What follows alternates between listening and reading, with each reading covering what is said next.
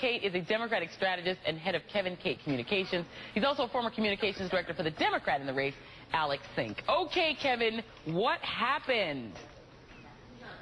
Well, Joy, first off, congratulations on the Reid report. It is appointment and DVR viewing in my household, so I hope your viewers set up that series DVR recording. Well, thank you. Listen, everybody's going to... You're welcome. Unfortunately for the Republicans, I'm not here to put any makeup on anything. We lost.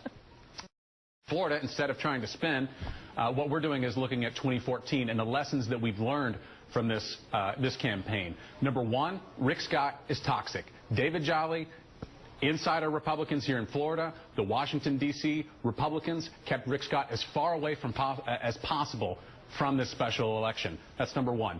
Number two, unfortunately, Alex Sink, who is a tremendous trailblazing woman, who I'll have both of my daughters look up to, couldn't turn out enough votes on Election Day. That's going to have to change in 2014. And number three, the Florida Democratic Party has continued its progress on vote-by-mail ballots and also our early voting.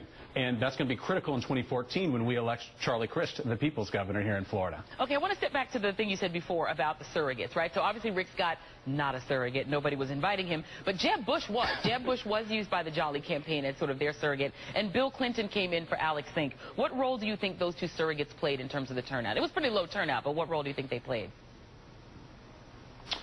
A little bit. I mean, I think the bigger question here is what's going to happen in 2014. We looked at this race, and it wasn't a race against Alex Sink or David Jolly. It was a race against the field operation on Election Day. You know, going into Election Day, Alex had more than 3,000 vote lead based on a great program. What failed to happen was to motivate those voters to get out. And what Bill Clinton or Jeb Bush swung that, I don't believe that that's the case. What I believe is on Election Day, Democrats have to do better, and we will do better in 2014. Yeah, and I want to put that result back up again. We just showed the turnout. It was 182,000 people voting versus 330,000 in the 2012 election, which is not analogous, but 267,000 in 2010. So a relatively low turnout. It was a special election. But to your point, Kevin, you had 112,000 absentee ballots cast in that race, 5,000 people voting early.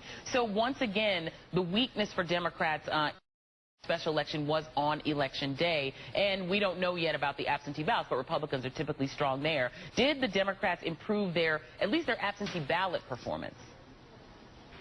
We're still looking at the numbers, but if you'll remember in 2012 on this very network, I talked about how absentee ballots and vote by mail was going well for President Obama in 2012. Special elections are unique. I mean, we can't really look at this data and go, this is what's going to happen in 2014, no matter how much the D.C. establishment wants to have that happen. What we have to look at is what are the lessons we've learned. I mean, I think my friend Steve Shell, who is notorious for telling people to underreact, which I always try to do, said it well yesterday. I mean, this is an election that comes down to turning out the vote, and Democrats weren't able to do it, unfortunately, in this special election. It was partisans on both sides coming out.